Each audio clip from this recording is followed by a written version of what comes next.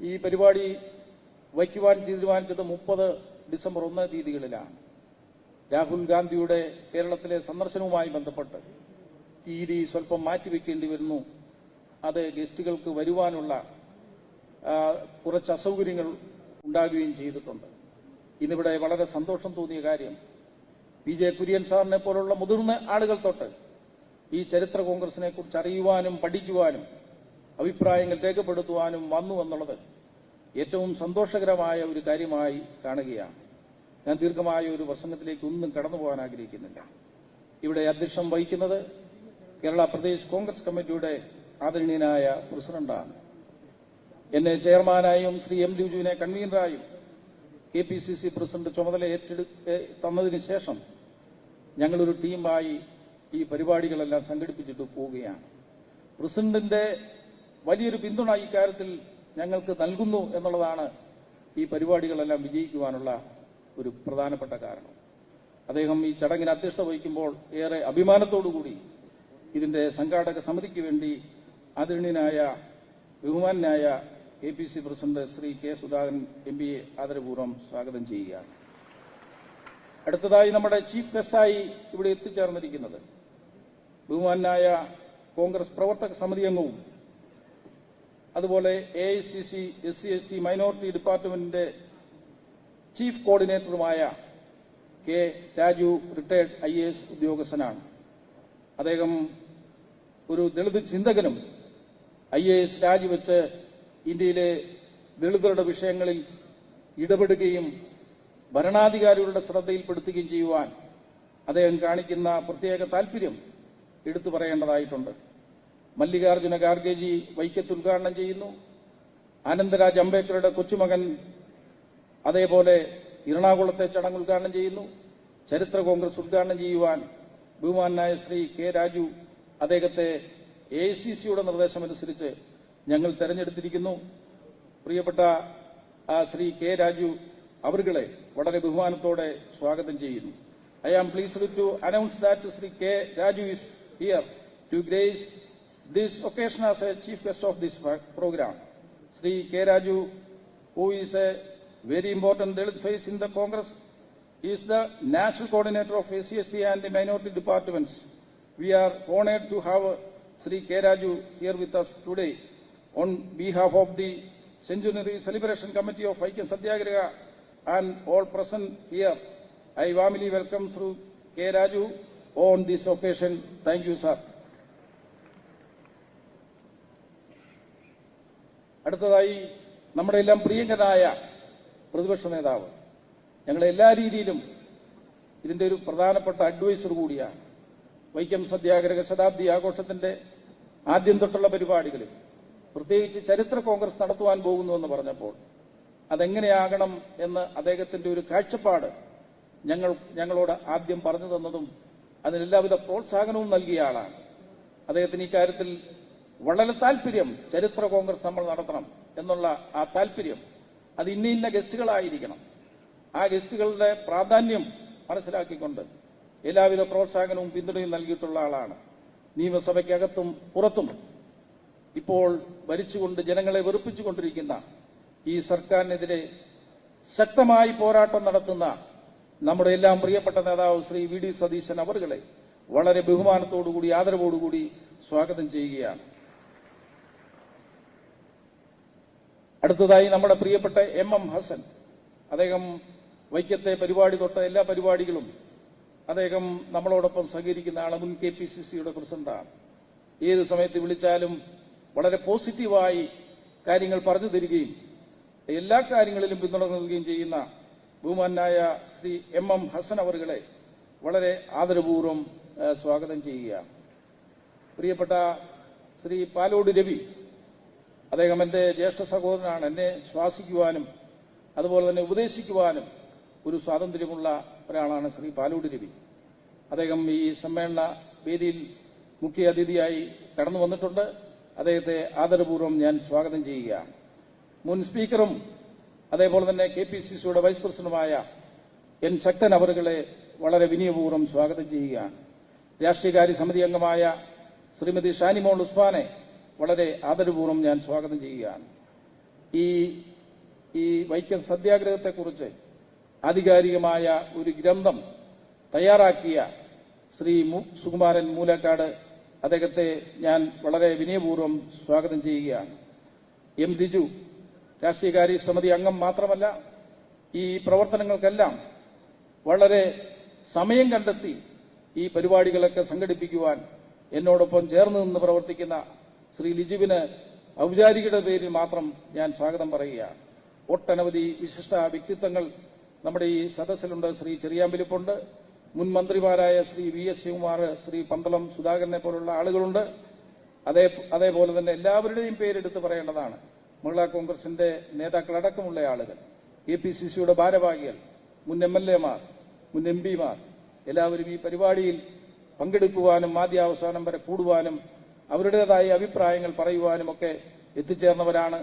അവരെ എല്ലാവരെയും കേരളത്തിന്റെ വിവിധ ഭാഗങ്ങളിൽ നിന്ന് ഈ ചരിത്ര കോൺഗ്രസിൽ വളരെ സന്തോഷത്തോടുകൂടി ആരുടെയും നിർബന്ധമില്ലാതെ പങ്കെടുക്കുവാൻ വന്നിരിക്കുന്ന മുഴുവൻ പ്രതിനിധികളെയും ഞാൻ സ്വാഗതം ചെയ്യുന്നു. ചെറിയ ചെറിയ അസൗകര്യങ്ങൾ എന്തെങ്കിലും ഉണ്ടായിട്ടുണ്ടെങ്കിൽ അതെല്ലാം ക്ഷമിക്കുകയും ഈ പരിപാടിയുടെ വിജയത്തിനായി നിങ്ങൾ ഓരോരുത്തരും പ്രവർത്തിക്കണമെന്നും സഹകരിക്കണമെന്നും വിനയപൂർവ്വം അഭ്യർത്ഥിച്ചുകൊണ്ട് ഞാൻ എന്റെ സ്വാഗത പ്രസംഗം അവസാനിപ്പിക്കുന്നു. നിങ്ങൾക്കെല്ലാവർക്കും നന്ദി, നമസ്കാരം, ജയ് ഹിന്ദ്. അധ്യക്ഷ പ്രസംഗത്തിനായി ബഹുമാനപ്പെട്ട APCC പ്രസിഡന്റിനെ ആദരപൂർവ്വം ക്ഷണിക്കുന്നു.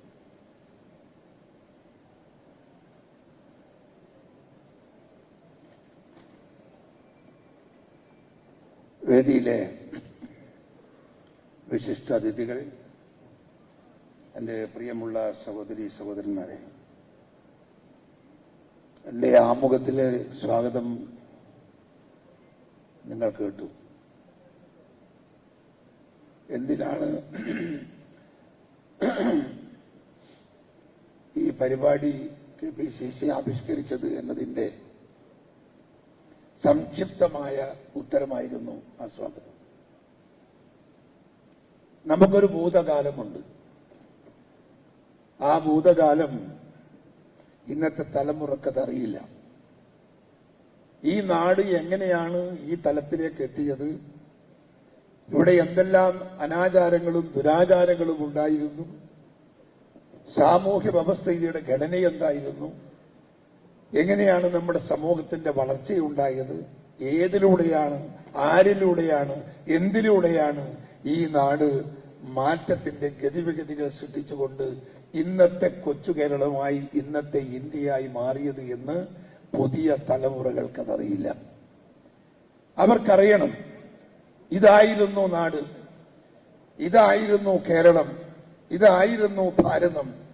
ഇതിനെ മാറ്റിയെടുത്തതിന്റെ പിറകിൽ അശ്രാന്തം പരിശ്രമിച്ച, പണിയെടുത്ത, അധ്വാനിച്ച, വിയർപ്പൊഴുക്കിയ, കഷ്ടപ്പാടുകൾ സഹിച്ച ഒരു വലിയ ജനസമൂഹം, നേതാക്കന്മാരും അനുയായികളുമായ ഒരുപാട് ആളുകൾ ഈ നാടിന്റെ ഈ വളർച്ചയ്ക്കും വികാസത്തിനും രക്തസാക്ഷിത്വം വഹിച്ചിട്ടുണ്ട്, അധ്വാനിച്ചിട്ടുണ്ട്, കഷ്ടപ്പെട്ടിട്ടുണ്ട്.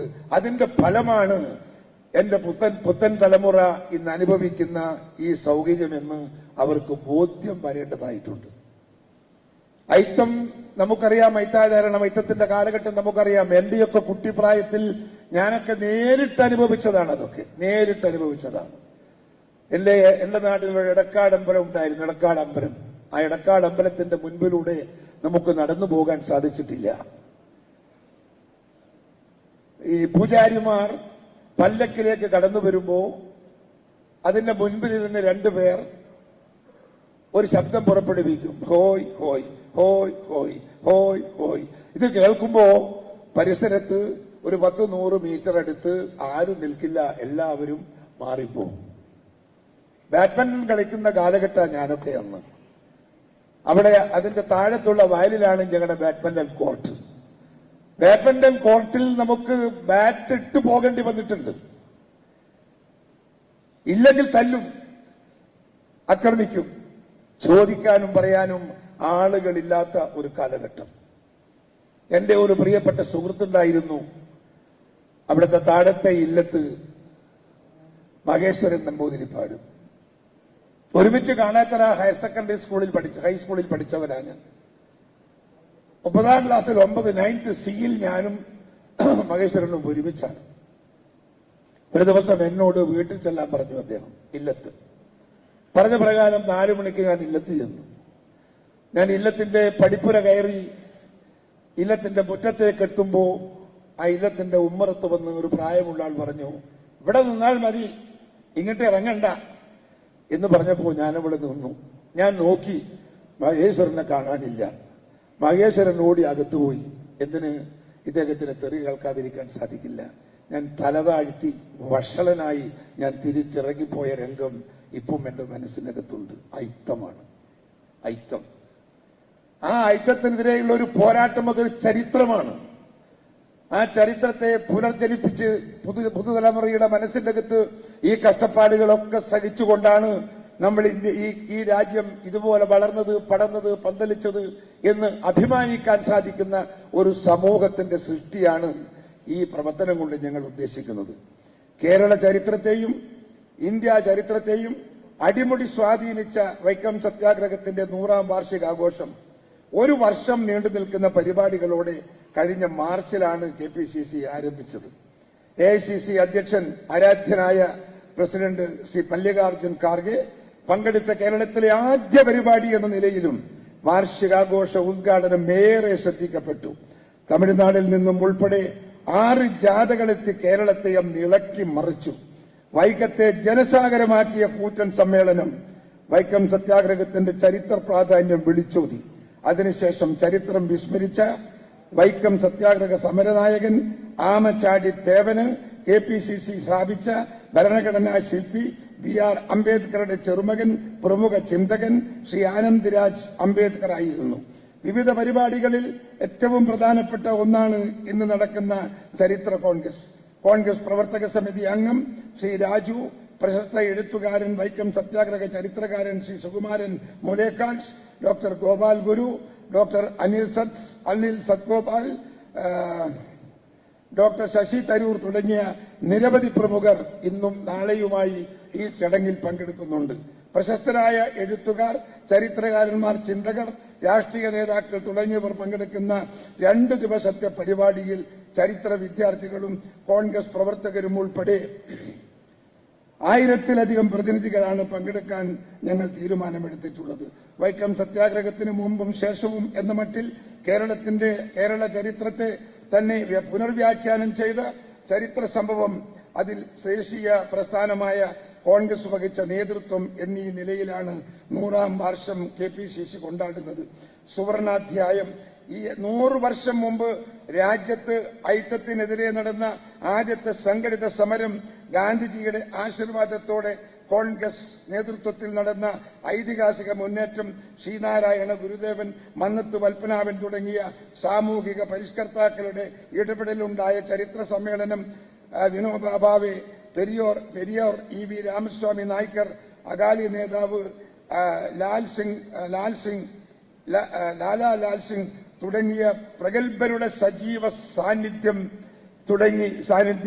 തുടങ്ങിയ പല കാരണങ്ങളാൽ കേരള ചരിത്രത്തിലെ കോൺഗ്രസ് ചരിത്രത്തിലെയും നിർണായക അധ്യായമാണ്, സുവർണ അധ്യായമാണ് ഈ വൈക്കം സത്യാഗ്രഹ പരിപാടി എന്ന് നിങ്ങൾ ഓർമ്മിക്കണം.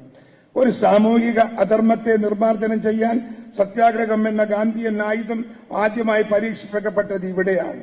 ഏത് കൊടിയ മർദ്ദനങ്ങളും പീഡനങ്ങളും ഏറ്റുവാങ്ങാൻ സാധിക്കുമെന്ന് വൈക്കം തെളിയിച്ചു. മഹാത്മാഗാന്ധിയുടെ ആശീർവാദത്തോടെയും അദ്ദേഹത്തിന്റെ നിർദ്ദേശങ്ങൾ അക്ഷരാർത്ഥത്തിൽ പാലിച്ചും നടത്തിയ ഈ സത്യാഗ്രഹം രാജ്യത്തിന്റെ മുഴുവൻ ശ്രദ്ധയും ആകർഷിച്ചു. സവർണർക്കെതിരെയുള്ള സാമൂഹിക അനാചാരത്തിനെതിരെ സവർണരും പൊതുസമൂഹവും ഒറ്റക്കെട്ടായി അണിനിരന്ന മതനിരപേക്ഷതയുടെ മൂർത്തമായ സാക്ഷാത്കാരം എന്ന നിലയിലും ഈ സത്യാഗ്രഹം ചരിത്രങ്ങളിൽ ഇടം തേടി. കേരളത്തിന്റെ മാഗ്നാ കാർട്ട എന്നറിയപ്പെടുന്ന ക്ഷേത്രപ്രവേശന വിളംബരത്തിലേക്ക് നയിച്ചത് വൈക്കം സത്യാഗ്രഹമാണ് എന്നത് യാഥാർത്ഥ്യമാണ്. രാജ്യത്തിന്റെ പല ഭാഗങ്ങളിലും ഐക്യവും തൊട്ടുകൂടായ്മയും ദളിതർക്ക് ക്ഷേത്രപ്രവേശന നിരോധനവും ഇപ്പോഴും നിലനിൽക്കുമ്പോൾ കേരളം 100 വർഷം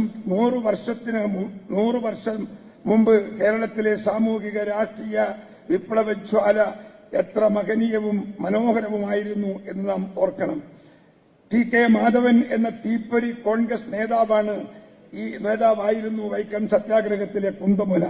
അദ്ദേഹത്തിന്റെ നാമധേയത്തിലുള്ള നഗറിലാണ് ഇന്ന് ഈ പരിപാടി ഇപ്പോൾ നടക്കുന്നത്. ജാതി വിവേചനത്തിനെതിരായ സമരങ്ങൾക്ക് കരുത്തു പകരാൻ ഗാന്ധിജിയെ രംഗത്ത് കൊണ്ടുവന്നത് ടി.കെ. മാധവനാണ്. 1921 തിരുനെൽവേലിയിൽ പോയി ഗാന്ധിജിയെ കണ്ട് അദ്ദേഹത്തെ കണ്ട് വൈക്കത്തെ വഴിനടപ്പ് അവകാശം അദ്ദേഹത്തിന്റെ ഐത്തോച്ചാടന സമരത്തിന്റെ സ്വാഭാവിക തുടർച്ചയാണെന്ന് ഗാന്ധിജിയെ ബോധ്യപ്പെടുത്താൻ ശ്രീ മാധവന് സാധിച്ചു എന്നതാണ് ഗാന്ധിജി ഈ സമരത്തിന് പിന്തുണ പ്രഖ്യാപിക്കാനുണ്ടായ അടിസ്ഥാന കാരണം. ഐത്തോച്ചാടന സമരത്തിന്റെ സ്വാഭാവിക തുടർച്ചയാണെന്ന് ബോധ്യപ്പെടുത്തി സഞ്ചാര സ്വാതന്ത്ര്യത്തിനും ഐത്തോച്ചാടനത്തിനും വേണ്ടി കെ. മാധവൻ അവതരിപ്പിച്ച പ്രമേയം 1923 ഡിസംബറിൽ ആന്ധ്രാപ്രദേശിലെ കാക്കിനാഡയിൽ ചേർന്ന കോൺഗ്രസ് ദേശീയ സമ്മേളനം പാസാക്കിയതോടെ സാമൂഹിക അനാചാരങ്ങൾക്കെതിരെയുള്ള രാജ്യവ്യാപകമായ കുരിശുയുദ്ധത്തിന് തുടക്കമിട്ടു. ആ തുടക്കം ഇവിടെ നിന്നാണ് എന്ന് നിങ്ങൾ ഓർക്കേണ്ടതായിട്ടുണ്ട്. തുടർന്ന് അഖിലേന്ത്യാ കോൺഗ്രസ് കമ്മിറ്റി കാര്യപരിപാടി തയ്യാറാക്കുകയും പ്രൊവിൻഷ്യൽ കോൺഗ്രസ് കമ്മിറ്റികൾ അവരുടെ അതിർത്തിക്കുള്ളിൽ ഐത്തോച്ചാടനത്തിനായി പ്രവർത്തിക്കുവാൻ നിർദ്ദേശിക്കുകയും ചെയ്തു. 1922 ജനുവരിയിൽ കൊച്ചിയിൽ ചേർന്ന KPCC യോഗം ഐത്തോച്ചാടനത്തെ പ്രധാന കാര്യപരിപാടിയായി ഏറ്റെടുത്ത് നടപ്പാക്കാൻ തീരുമാനിച്ചു.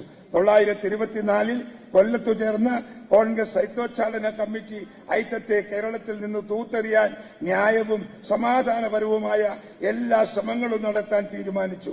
തുടർന്നാണ് 1924 മാർച്ച് 10 ആരംഭിച്ച 1925 നവംബർ 23 വരെ 603 ദിവസം നീണ്ടുനിന്ന ഐതിഹാസികമായ വൈക്കം സത്യാഗ്രഹം നടന്നത്. ഐത്തത്തിനെതിരെ ഇന്ത്യയിൽ നടന്ന ഏറ്റവും വലിയ സമരമായിരുന്നു അത്. നാനാജാതി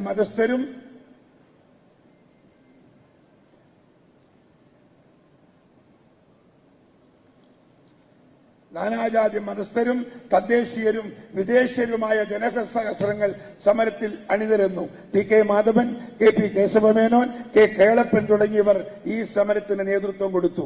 കൊടിയ മർദ്ദനം ആ കാലഘട്ടങ്ങളിലുണ്ടായി.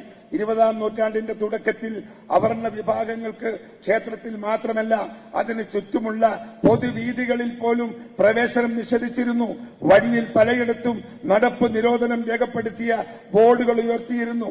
കേരളം ഒരു ഭ്രാന്താലയമാണ് എന്നതിന്റെ ദിശാസൂചിക നൽകി വൈക്കം മഹാദേവ ക്ഷേത്രത്തിന്റെ മതിൽക്കെട്ടിന് ചുറ്റുമുള്ള നിരത്തുകളിൽ ഇപ്രകാരമുള്ള വിലക്ക് ഏർപ്പെടുത്തുകയും ഫലകം സ്ഥാപിക്കുകയും ചെയ്തിരുന്നു. ഇത് ലംഘിക്കാനായിരുന്നു തീരുമാനം. വ്യത്യസ്ത ജാതികളിൽപ്പെട്ട ഗോവിന്ദ പണിക്കർ, ബാഹുലേയൻ, കുഞ്ഞാപ്പി എന്നിവർ ഒരുമിച്ച് ഐത്തക്കാർ ഇതിനപ്പുറം പ്രവേശിക്കാൻ പാടില്ല എന്നെഴുതിയ ബോർഡിന്റെ മുൻപിൽ അണിനിരന്നപ്പോ അടുത്തെത്തിയ പോലീസ് തടഞ്ഞു. അതിൽ സവർണനായ ഗോവിന്ദ പണിക്കർക്ക് പോകാം, മറ്റുള്ളവർ തിരിച്ചു പോകണം എന്ന് പോലീസ് പറഞ്ഞപ്പോൾ മറ്റു രണ്ടുപേർക്കൊപ്പമേ ഞാൻ മുന്നോട്ട് പോവുകയുള്ളൂ എന്നായിരുന്നു ഗോവിന്ദ പണിക്കരുടെ ഉത്തരം. അദ്ദേഹത്തിന്റെ മറുപടിയെ തുടർന്ന് പോലീസ് 3 പേരെയും അറസ്റ്റ് ചെയ്ത് 6 മാസം തടവിന് ശിക്ഷിച്ചതൊക്കെ ചരിത്രത്തിന്റെ ഭാഗമാണ്. മറ്റൊരു ദിവസം കൃഷ്ണൻ പാപ്പച്ചൻ, ചാത്തുക്കുട്ടി നായർ എന്നിവരുടെ ഊഴമായിരുന്നു. അവരെ പോലീസ് അറസ്റ്റ് ചെയ്യാൻ വിസമ്മതിച്ചപ്പോൾ ഇവർ 3 ദിവസം നിന്നിടത്ത് നിന്നു. ഒടുവിൽ ചാത്തുക്കുട്ടി നായർ ബോധം കെട്ട് വീഴുകയായിരുന്നു. എല്ലാ ദിവസവും ഈ പരിപാടി ആവർത്തിക്കപ്പെട്ടു.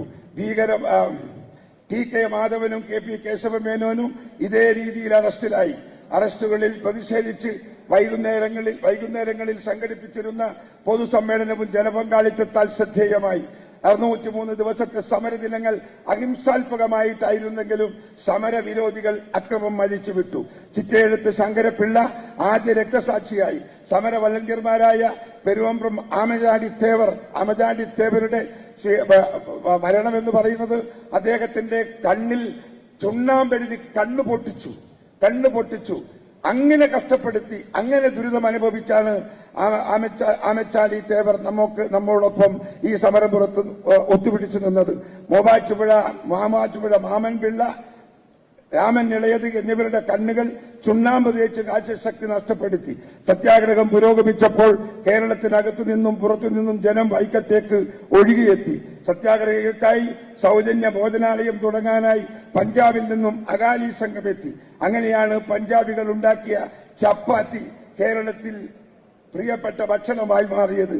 Tamil Nadu Congress committee president Periyar E V Ramaswamy Naicker ഭാര്യ നാഗമ്മയോടൊപ്പമെത്തി സത്യാഗ്രഹത്തിൽ പങ്കെടുത്തു, അറസ്റ്റ് വരിച്ചു.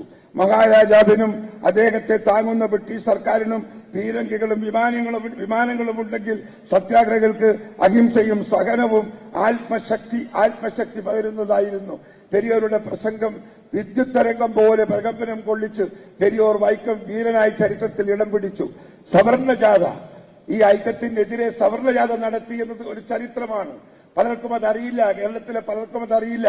നായർ സമുദായ നേതാവായിരുന്ന മന്നത്ത് പത്മനാഭന്റെ നേതൃത്വത്തിൽ 500 പേർ വൈക്കത്ത് നിന്ന് തിരുവനന്തപുരത്ത് നടത്തിയ സവർണ പദയാത്ര ഒരു മഹാസംഭവമായി. ചങ്ങനാശ്ശേരി പരമേശ്വരൻ പിള്ളയുടെ നേതൃത്വത്തിലുള്ള പ്രതിനിധി സംഘം റീജൻ മഹാറാണി സേതുലക്ഷ്മിയെ കണ്ട് 25,000 സവർണർ ഒപ്പിട്ട ഹർജി സമർപ്പിച്ചു. വൈക്കം ക്ഷേത്രത്തിന്റെയും മറ്റ് ക്ഷേത്രങ്ങളുടെയും ചുറ്റുമുള്ള വഴികൾ ജാതി മതഭേദവിനെ എല്ലാവർക്കുമായി തുറന്നുകൊടുക്കണം എന്നായിരുന്നു ആ ഹർജി. വൈക്കം സത്യാഗ്രഹത്തിന് പിന്തുണയുമായി നേരിട്ടെത്തിയ ശ്രീനാരായണ ഗുരുദേവൻ സമരക്കാരെ ആശയഭരിതരാക്കി. മഹാത്മജിക്ക് വേണ്ടി അദ്ദേഹം പരസ്യമായി 1-2 മിനിറ്റ് പ്രാർത്ഥിക്കുകയും ചെയ്തു. നല്ലൊരു തുക അദ്ദേഹം സമരത്തിന് സംഭാവന നൽകി. വെള്ളൂർ മഠം അദ്ദേഹം സത്യാഗ്രഹികൾക്ക് വിട്ടുകൊടുത്തു. വൈക്കം സത്യക്ഷേത്ര റോഡിലൂടെ റിക്ഷയിൽ സഞ്ചരിച്ചപ്പോൾ ശ്രീനാരായണ ഗുരുദേവന് ഗതാഗത തടസ്സം സൃഷ്ടിച്ചത് വലിയ ജനരോഷത്തിന് ഇടയാക്കി. ഗാന്ധിജിയുടെ പ്രഭാവം നമ്മൾ മനസ്സിലാക്കേണ്ടത് ഈ സമരത്തിലൂടെയാണ്.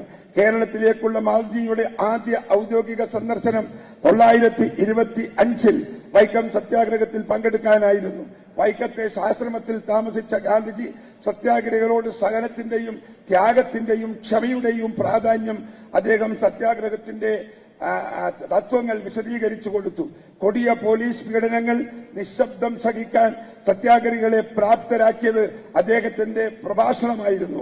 മിശ്രഭോജനവും മിശ്രവാസവും സമരത്തിന്റെ സ്വാഭാവികമായ ജീവിതക്രമമായി വൈക്കം സത്യാഗ്രഹത്തിന്റെ ഉടമകളുടെ തൊണ്ടൻ തുരുത്ത് മനയിലെത്തിയപ്പോൾ വൈക്കം സത്യാഗ്രഹ ക്ഷേത്രത്തിന്റെ ഉടമകളുടെ തൊണ്ടൻ തുരുത്ത് മനയിലെത്തിയപ്പോൾ മനയിൽ കയറ്റാതെ മുറ്റത്ത് തയ്യാറാക്കിയ സ്ഥലത്ത് വെച്ചാണ് അവർ ഗാന്ധിജിയുമായി സംസാരിച്ചത്. ഗാന്ധിജി സമരം ചെയ്യുന്ന ജനതയ്ക്ക് വേണ്ടി താഴ്ന്നു കൊടുത്തു. 603 ദിവസം നടന്ന നീണ്ട സത്യാഗ്രഹം മഹാത്മാഗാന്ധി മുൻകൈയെടുത്താണ് ഒത്തുതീർപ്പാക്കിയത്. അന്നത് പൂർണ്ണ വിജയമായില്ലെങ്കിൽ പോലും ചരിത്ര പ്രസിദ്ധമായ ക്ഷേത്രപ്രവേശന വിളംബരം 10 വർഷം കഴിഞ്ഞ് 1936 പുറത്തു വന്നപ്പോൾ അത് വൈക്കം സത്യാഗ്രഹത്തിന്റെ വിജയം കൂടിയായി. തിരുവിതാംകൂറിലെ ക്ഷേത്രങ്ങൾ എല്ലാ സമുദായങ്ങൾക്കുമായി തുറന്നിട്ടു. ആധുനിക കാലത്തിലെ അത്ഭുതം എന്നാണ് ഗാന്ധിജി ഇതിനെ വിശേഷിപ്പിച്ചത്. ഗാന്ധിയൻ ആദർശങ്ങളുടെ വിജയകരമായ പരീക്ഷണശാലയായി വൈക്കം സത്യാഗ്രഹം ചരിത്രത്തിൽ ഇടം പിടിച്ചു. വരാനിരിക്കുന്ന വലിയ യുദ്ധങ്ങൾക്ക് അത് ഇന്ധനം പകർന്നു എന്നത് ഒരു യാഥാർത്ഥ്യമാണ്. ആധുനിക കേരളത്തെ ഏറ്റവും അധികം സ്വാധീനിച്ച രാഷ്ട്രീയ സാമൂഹ്യ മുന്നേറ്റമാണ് വൈക്കം സത്യാഗ്രഹം. ജനാധിപത്യ കേരളത്തിന്റെ രൂപീകരണത്തിൽ അത് നിർണായകമായ പങ്ക് വഹിച്ചു. എന്നാൽ 100 വർഷം പിന്നിടുമ്പോഴും വൈക്കം സമരം പോലുള്ള 100 കണക്കിന് സമരങ്ങൾ നയിക്കേണ്ട സാഹചര്യങ്ങളാണ് നിലവിലുള്ളത് എന്ന് നമുക്ക് മറക്കാൻ പറ്റില്ല. വഴി നടക്കാനുള്ള അവകാശത്തിന് വേണ്ടിയുള്ള സമരമാണ് വൈക്കത്ത് അരങ്ങേറിയതെങ്കിൽ ജുഡീഷ്യറിയിലും സർക്കാർ ജോലികളിലും മാധ്യമരംഗത്തും ഇന്നും ദളിത് പ്രാതിനിധ്യം ഒരു മരീചികയാണ്. ജാതിഭേദവും മതദ്വേഷവും ശക്തി പ്രാപിക്കുന്ന ഇവയെക്കുറിച്ചെല്ലാം ബോധവൽക്കരാകാനും പരിഹാര മാർഗങ്ങൾ നിർദ്ദേശിക്കാനും മനനം ചെയ്യാനും ചരിത്ര കോൺഗ്രസ് വഴി ഒരുക്കുമെന്ന് നമുക്ക് പ്രതീക്ഷിക്കാം. ഇതൊരു തുടക്കമാണ്. ഈ തുടക്കം തുടരും, അനുസ്യൂതമായി തുടരും. ലക്ഷ്യം കാണും വരെ, ദളിത് വർഗത്തിന്റെ മോചനത്തിന് പരിപൂർണമായ ലക്ഷ്യം കണ്ടെത്തുന്നതുവരെ വൈക്കം സത്യാഗ്രഹത്തിന്റെ അനുസ്മരണം തുടർന്നുകൊണ്ടേയിരിക്കും കേരള പ്രദേശ് കോൺഗ്രസ് കമ്മിറ്റി. കേരളത്തിൽ ഇനിയും മാറ്റങ്ങൾ വരാനുണ്ട്. ആ മാറ്റങ്ങൾക്ക് വേണ്ടിയുള്ള പോരാട്ടത്തിനാണ് ഈ തുടക്കം, ഈ പറയുന്ന വൈക്കം സത്യാഗ്രഹത്തിന്റെ പുനരാവിഷ്കരണവുമായി ഞങ്ങൾ മുൻപോട്ട് പോകുന്നത്. അത് മുൻപോട്ട് പോകുമ്പോൾ എല്ലാ ആളുകളുടെയും പിന്തുണയും പിൻബലവും നമുക്കുണ്ടാകണമേ എന്ന് പ്രാർത്ഥിച്ചുകൊണ്ട് എന്റെ അധ്യക്ഷ പ്രസംഗം അവസാനിപ്പിക്കുന്നു. നിങ്ങൾക്ക് നമസ്കാരം. ജയ് ഹിന്ദ്. ഉദ്ഘാടനമാണ്. എല്ലാവരും ദീപം തെളിയിക്കുന്നത്.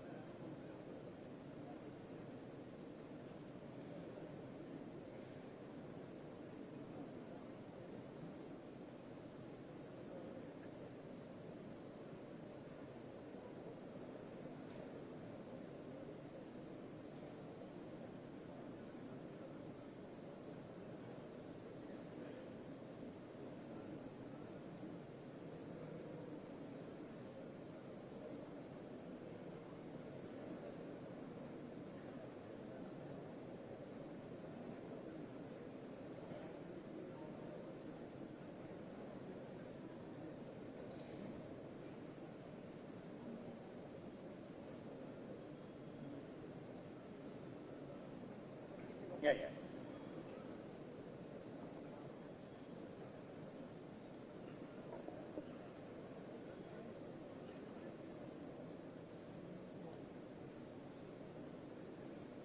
Kerala Pradesh Congress Committee President, respected Sudhakaranji, CLP leader BD Satishanji, Vaikam Satyagraha Centenary Celebrations Committee Chairman Sajindranji, Convener Lijuji, and all the Congress leaders on the dais, and all my colleagues from different parts of the state.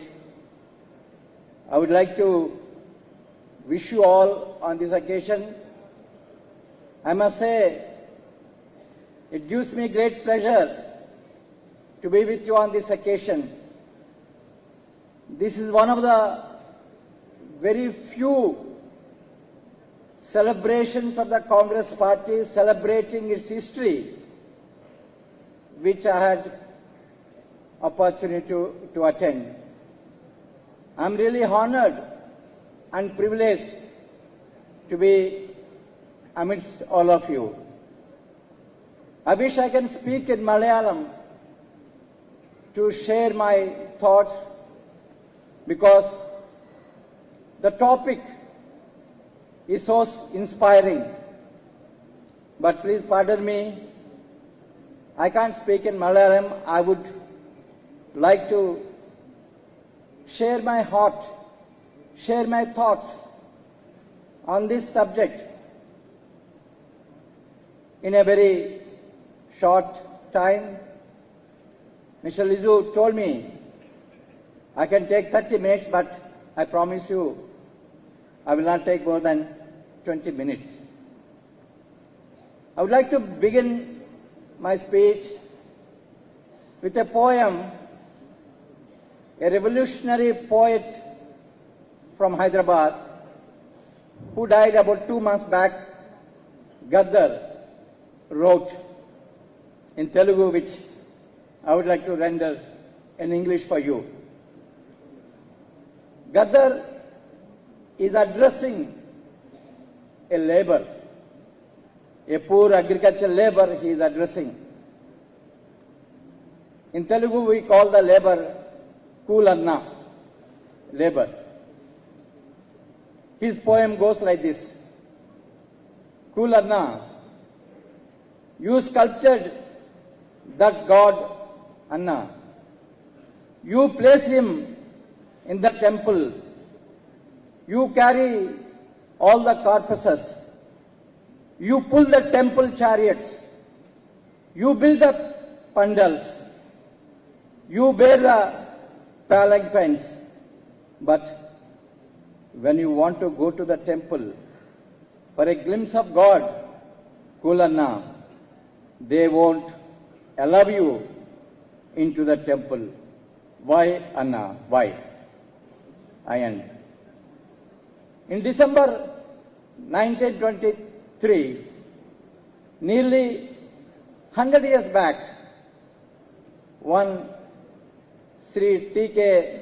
Madhavan travels all the way from Kerala to my home state of Andhra Pradesh to attend All India Congress Committee session presided by Maulana Muhammad Ali.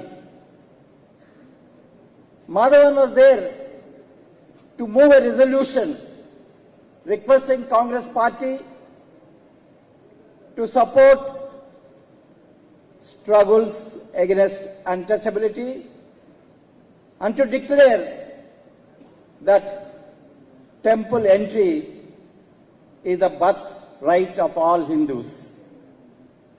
The resolution that was passed in that Congress session 100 years back, it gave birth to a monumental Vaikam struggle which took place from 30th March 1924 to 23rd November 1925. It was the first anti-caste movement that gained national momentum in pre-independent India, with Gandhi calling it no less of a battle than the one for Swaraj. It heralded a new era of social awakening, ignited the fervor for justice, equality across the country. It also marked the dawn of temple movement across India. I also want to today, before you talk about another resolution that was passed by CWC exactly 100 years later in October 2023 in Delhi, wherein Congress Party demanded unanimously for conduct of OBC caste census, because Congress is strongly of the view that the caste must be counted in order to strengthen efforts to transcend it. Caste-based affirmative action, fine-tuned with the help of caste numbers, is needed. 100 years passed between the temple entry resolution and the OBC caste census resolution. Both the resolutions of the Congress party, separated by 100 years, reflect Congress party's resolve to challenge the ideology of one person called Manu and his writings in Manusmriti. It would be in order first to examine the impact of Vaikam Satyagraha on our quest for justice. When I think of Vaikam struggle, a few aspects of the struggle come to my mind, which I realized Sudhakaran has very passionately narrated.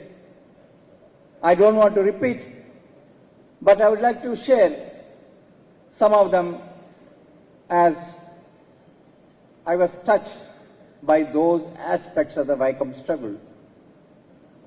First, it was a movement that was sustained for 18 months, during which time thousands of protesters were arrested, imprisoned, and even beaten up.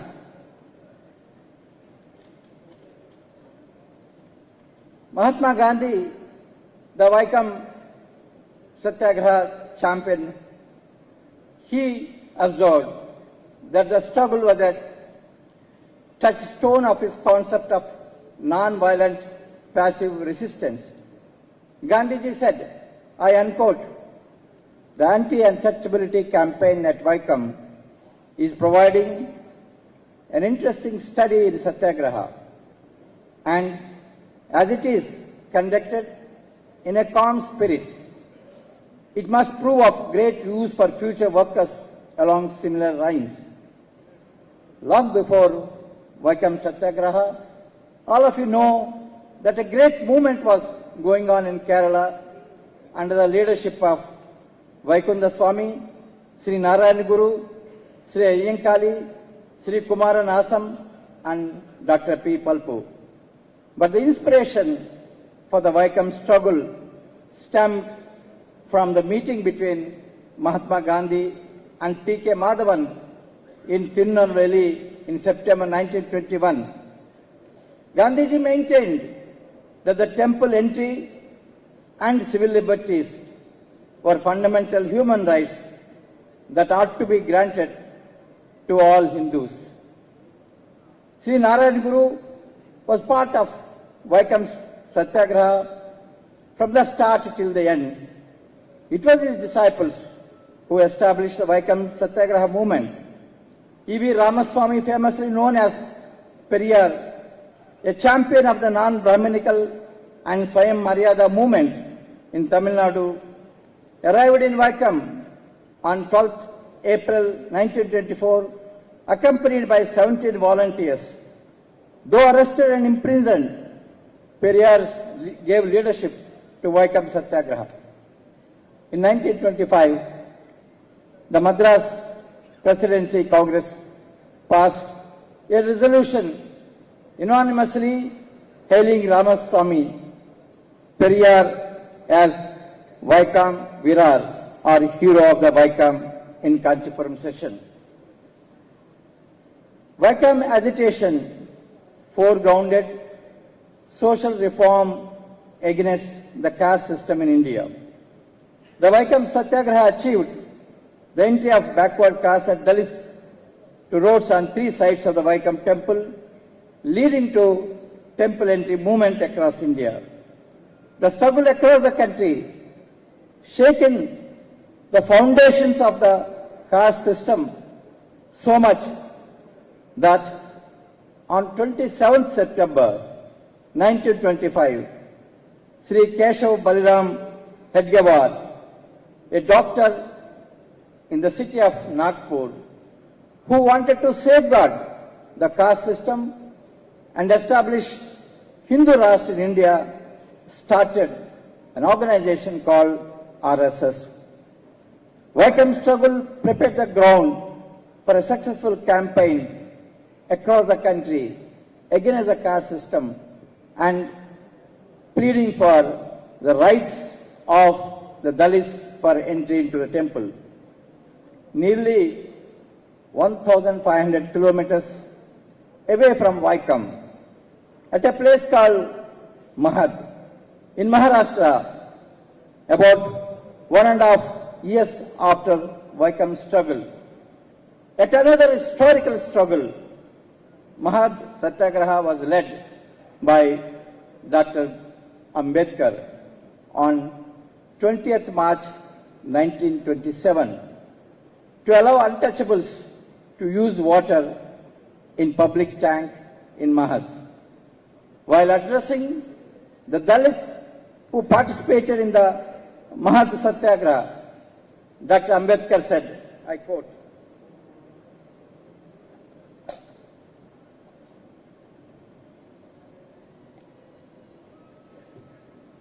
Dr. Ambedkar said, I quote, it is not as if drinking the water of the Chowdar lake will make us immortal. We have survived well enough all these days without drinking it.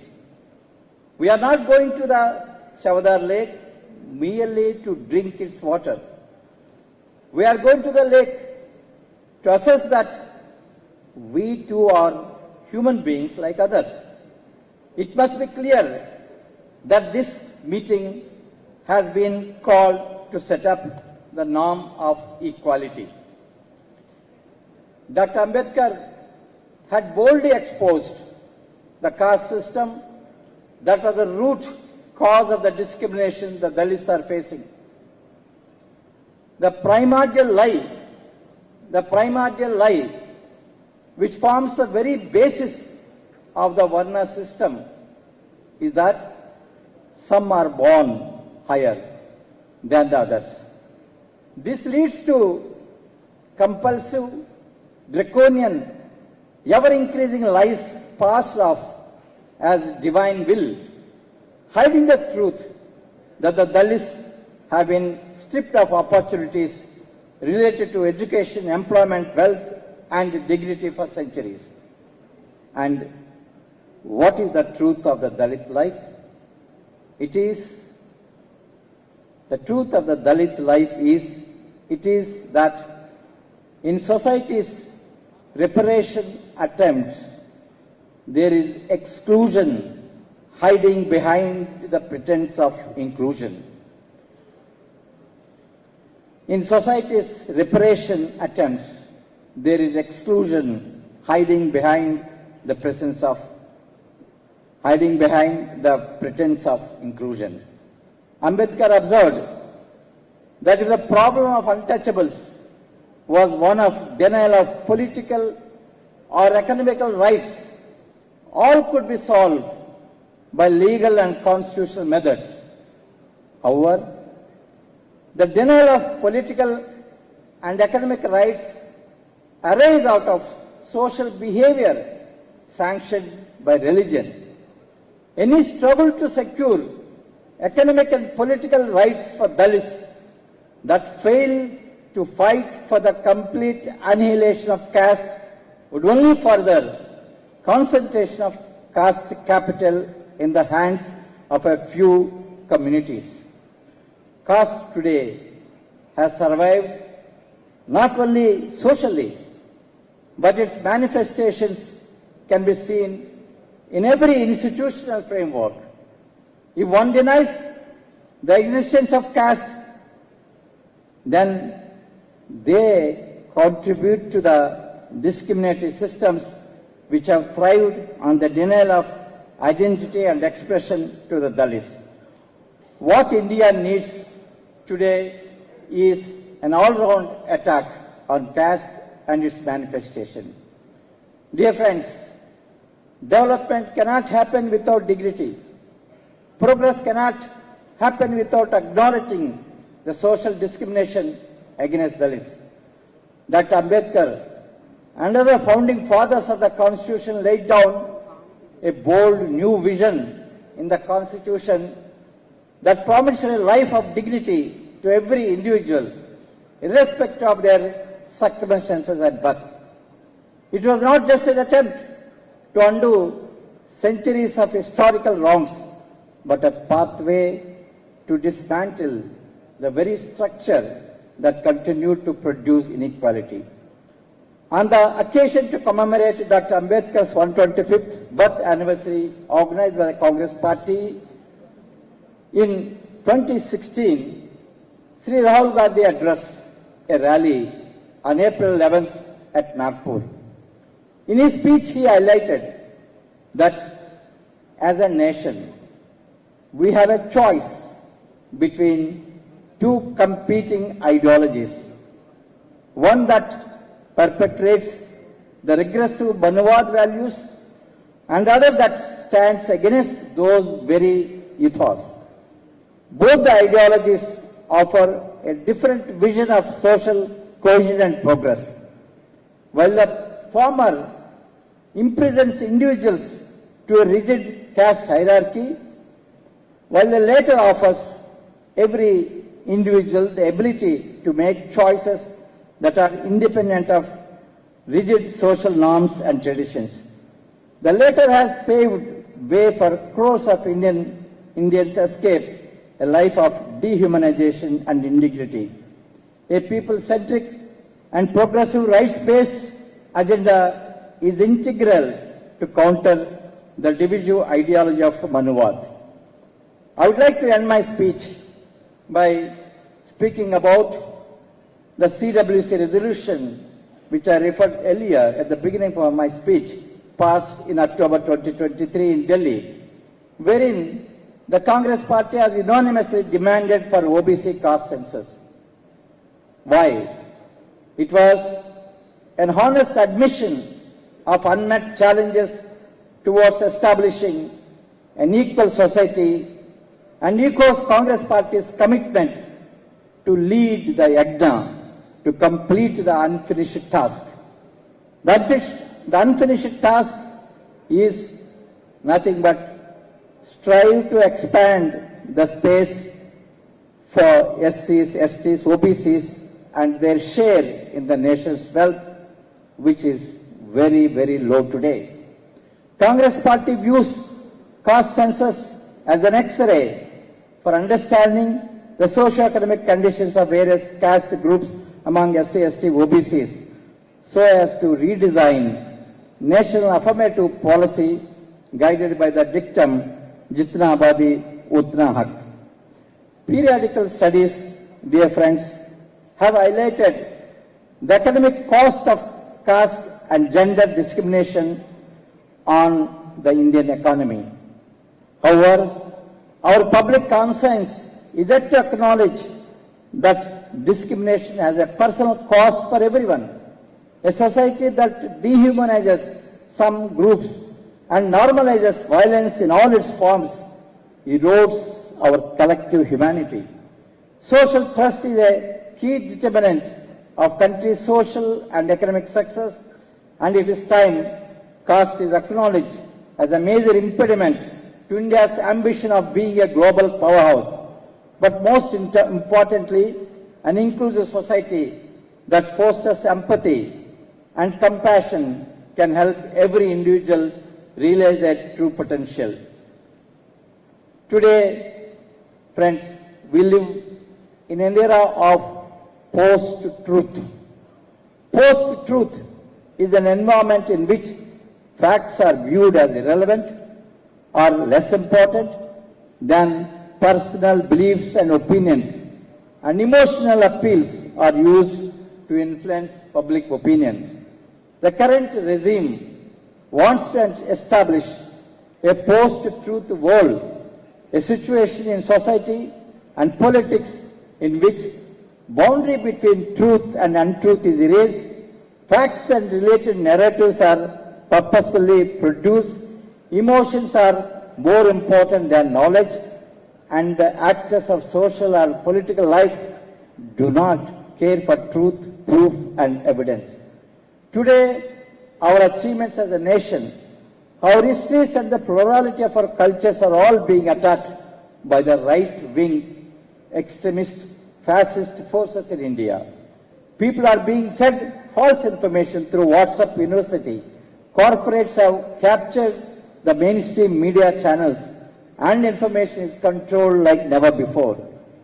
I would like to wholeheartedly congratulate Kerala Pradesh Congress Committee for taking this initiative to commemorate Vaikam Satyagraha. Being the oldest party of India, Indian National Congress always kept people at the core of its politics. It is due to the values and principles of Congress Party, our democratic nation has flourished. Ensuring rights of all marginalized communities has always been our priority. These traditions are still alive in Congress Party. Our legacy of leading the freedom struggle in India was not just about fighting the colonizers.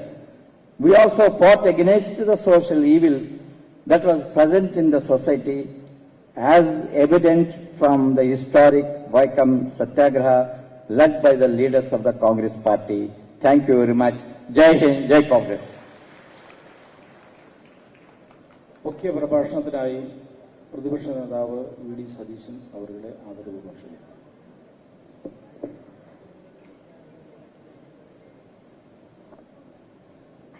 ഏറ്റവും പ്രിയങ്കരനായ അധ്യക്ഷൻ KPCCയുടെ president Shri K Sudhakaran, ഈ ചരിത്ര കോൺഗ്രസ് ഉദ്ഘാടനം ചെയ്ത അഖിലേന്ത്യാ കോൺഗ്രസ് കമ്മിറ്റിയുടെ working committee അംഗം ശ്രീ കെ രാജു, വേദിയിലും സദസ്സിലുമുള്ള ഏറ്റവും ബഹുമാന്യരായ നേതാക്കളെ, സഹപ്രവർത്തകരെ, സുഹൃത്തുക്കളെ, വൈക്കം സത്യാഗ്രഹത്തിന്റെ ശതാബ്ദിയോടനുബന്ധിച്ച് ഇങ്ങനെ ഒരു ഹിസ്റ്ററി കോൺഗ്രസ് നടത്താനുള്ള KPCCയുടെ തീരുമാനത്തെ ഞാൻ പ്രത്യേകമായി അഭിനന്ദിക്കുകയാണ്. ചരിത്രം എന്ന് പറയുന്നത് ഗതകാലത്തിലേക്കുള്ള തിരിഞ്ഞുനോട്ടമാണ്.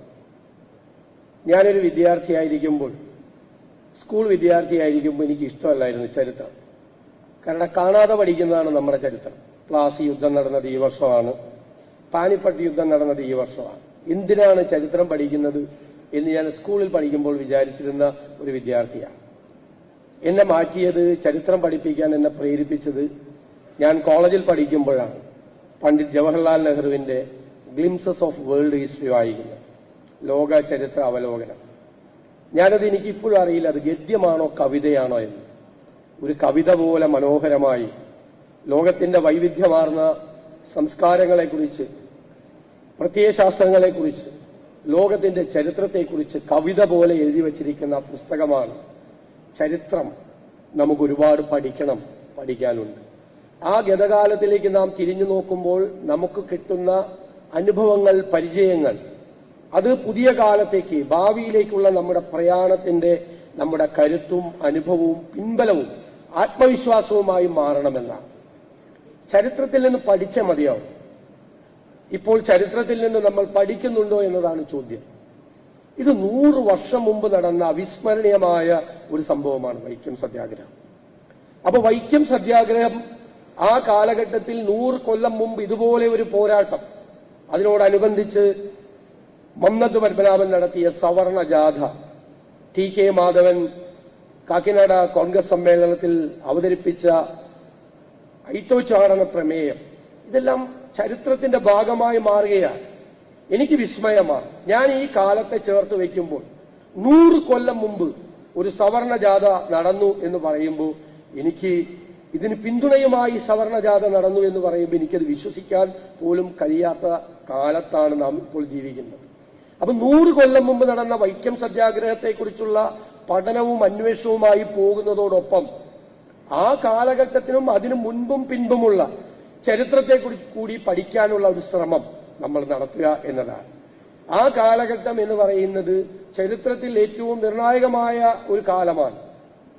20ാം നൂറ്റാണ്ടിന്റെ ആദ്യ പകുതിയാണ്. 20-ാം നൂറ്റാണ്ടിന്റെ ആദ്യ പകുതിയിലാണ് യൂറോപ്പിൽ ഉൾപ്പെടെയുള്ള രാജ്യങ്ങളിൽ ഒരിക്കലും നടക്കാൻ പാടില്ലാത്ത സംഭവങ്ങൾ ഉണ്ടായത്. മനുഷ്യർ ഗ്യാസ് ചേമ്പറിൽ അടയ്ക്കപ്പെട്ടത്, ലക്ഷക്കണക്കിന് ആളുകൾ കൊല ചെയ്യപ്പെട്ടത്. കഴിഞ്ഞ ദിവസം കോഴിക്കോട് ഒരു ലിറ്റററി ഫെസ്റ്റിവലിൽ ഞാനും ഡോക്ടർ മുനീറും കൂടി ഒരു ഡയലോഗ് നടത്തിയുണ്ടായി. ഞങ്ങൾ ആ കാലഘട്ടത്തെക്കുറിച്ച് സംസാരിച്ചപ്പോൾ ആ കാലഘട്ടത്തിന്റെ ചരിത്രമെഴുതിയ പുസ്തകങ്ങളുണ്ട്. ഒന്ന്, എങ്ങനെയാണ് നാസിസം ഉദയം ചെയ്തത്. തേർഡ് റൈക്ക് എന്ന് പറയുന്ന അതിമനോഹരമായ ഒരു പുസ്തകമുണ്ട്, 43-ൽ ഇറങ്ങിയത്. ആരായിരുന്നു ഗീബൽസ്? നമ്മളിപ്പോ പഠിക്കേണ്ടതാണ് ഗീബൽസ് ആരായിരുന്നു. അപ്പൊ ഗീബൽസിനെ കുറിച്ച് പറയുന്ന പ്രൊപ്പഗാൻഡ മെഷീൻ എന്ന് പറയുന്ന പുസ്തകം. അഡോൾഫ് ഹിറ്റ്ലർ ആരായിരുന്നു? ഹിറ്റ്ലറുടെ ജീവചരിത്രം, മീൻകാഫ്. അതിന് കുറെ പുസ്തകങ്ങൾ ആ കാലഘട്ടത്തിനെ കുറിച്ച്. നമ്മൾ ആ കാലഘട്ടത്തെ കുറിച്ച് പഠിക്കുമ്പോൾ ലോകത്ത് മനുഷ്യരെ കൊല ചെയ്ത കിരാതന്മാരായ ഭരണാധികാരികൾ, നാസിസത്തിന്റെ പേരിൽ, ഫാസിസത്തിന്റെ പേരിൽ, കമ്മ്യൂണിസത്തിന്റെ പേരിലാണ് മനുഷ്യൻ കൊല ചെയ്യപ്പെട്ടത്. ലക്ഷക്കണക്കിന് ആളുകളാണ് 20-ാം നൂറ്റാണ്ടിന്റെ ആദ്യപാദത്തിൽ ലോകത്ത് കൊല ചെയ്യപ്പെട്ടത്. അത് ഹിറ്റ്ലർ ആണെങ്കിലും, മുസോളിനി ആണെങ്കിലും, കംബോഡിയയിലെ പോൾപോട്ട് ആണെങ്കിലും, റഷ്യയിലെ സ്റ്റാലിൻ ആണെങ്കിലും, ചൈനയിലെ മാവോ സേതുങ് ആണെങ്കിലും, രാഷ്ട്രീയ എതിരാളികളെ കൊന്നൊടുക്കുന്ന ഏകാധിപതികളുടെ, സ്വേച്ഛാധിപതികളുടെ കാലമായിരുന്നു. വംശഹത്യകളുടെ കാലമായിരുന്നു. അവിടെ ഗീബൽസുമാർ ഹിറ്റ്ലർമാരെ ജനങ്ങളുടെ മനസ്സിൽ പ്രതിഷ്ഠിക്കാൻ വേണ്ടി നടത്തിയ PR വർക്ക് ഇന്ന് പുതിയ ഫോർമാറ്റിൽ 21-ാം നൂറ്റാണ്ടിന്റെ ആദ്യ പകുതിയിൽ ആവർത്തിക്കപ്പെടുന്നു. ചെറുപ്പക്കാരോട് ചിലപ്പോൾ സംസാരിക്കുമ്പോൾ അവർ പറയും, പട്ടാള ഭരണം വന്നാൽ മതിയായിരുന്നു, ഏകാധിപതികൾ ഭരിച്ചാൽ മതിയായിരുന്നു, സ്ട്രോങ് ലീഡർ എന്നെല്ലാം പറയും. അത് 20-ാം നൂറ്റാണ്ടിന്റെ ആദ്യ പകുതിയിൽ ലോകത്തുണ്ടായ ചരിത്രത്തെക്കുറിച്ചുള്ള അജ്ഞതയാണ് അത് പറയുന്നത്. ആ ചരിത്രം നമ്മൾ പഠിച്ചാൽ ജനാധിപത്യത്തിന്റെ മഹത്വം എന്താണ്, ജനാധിപത്യത്തിന്റെ നൈർമല്യം എന്താണ്, അതിന്റെ സവിശേഷതകൾ എന്താണ് എന്ന് നമ്മൾ ബോധ്യപ്പെടും. യൂറോപ്പിലെ മുഴുവൻ സ്ഥലങ്ങളിൽ നടന്ന സംഭവങ്ങൾ, മുഴുവൻ അതിന്റെ പേരിലുണ്ടായ യുദ്ധങ്ങൾ, ഈ നാടിന്റെ, ലോകത്തിന്റെ ചരിത്രം എന്ന് പറയുന്നത് യുദ്ധങ്ങളുടെ, പലായനങ്ങളുടെ, കുഞ്ഞുങ്ങളുടെ നിലവിളികളുടെയാണ്. അതിപ്പോഴും ആവർത്തിച്ചുകൊണ്ടിരിക്കുകയാണ്. ആ യുദ്ധങ്ങൾ ഇപ്പോഴും ആവർത്തിച്ചുകൊണ്ടിരിക്കുകയാണ്. അവസാനമില്ലാത്ത യുദ്ധങ്ങൾ ആവർത്തിച്ചുകൊണ്ടിരിക്കുകയാണ് ലോകത്തെല്ലായിടത്തും. എന്താണ് 20-ാം നൂറ്റാണ്ടിന്റെ ആദ്യ പകുതിയിൽ നടന്നത്? അതിപ്പോഴും 21-ാം നൂറ്റാണ്ടിന്റെ ആദ്യ പകുതിയിൽ നടക്കുകയാണ്. ഇപ്പോഴും നിഷ്കളങ്കരായ കുഞ്ഞുങ്ങൾ പഠിക്കുന്ന സ്കൂളുകളുടെ മീതെ വർഷിക്കപ്പെടുന്നു. നിരപരാധികളായ മനുഷ്യർ, രോഗികൾ കിടക്കുന്ന ആശുപത്രികൾക്ക് മീതെ ബോംബുകൾ വർഷിക്കപ്പെടുന്നു. എവിടെ നിന്നും കേൾക്കുന്നത് നിലവിളികളാണ്. ഒരു ജീവിതകാലത്തെ സമ്പാദ്യം മുഴുവൻ വഴിയിൽ ഉപേക്ഷിച്ച് കുഞ്ഞുങ്ങളെയും മാറോടക്കി പിടിച്ച് സ്ത്രീകൾ ഉൾപ്പെടെയുള്ള ജനത മുഴുവൻ ഒരു സ്ഥലത്ത് നിന്ന് മറ്റൊരു സ്ഥലത്തേക്ക് പലായനം ചെയ്യാൻ, അവിടെ എത്തിച്ചേരുമോ എന്ന് പോലും അറിയാതെ, ഒരു ഗ്ലാസ് വെള്ളം കുടിക്കാനില്ലാതെ, ഭക്ഷണമില്ലാതെ ലോകത്തിന്റെ വിവിധ ഭാഗങ്ങൾ പലായനങ്ങൾ നടന്നുകൊണ്ടിരിക്കുകയാണ്. ഇതാണ് ലോക ചരിത്രം. രൂക്ഷിതമാണ് ലോക ചരിത്രം.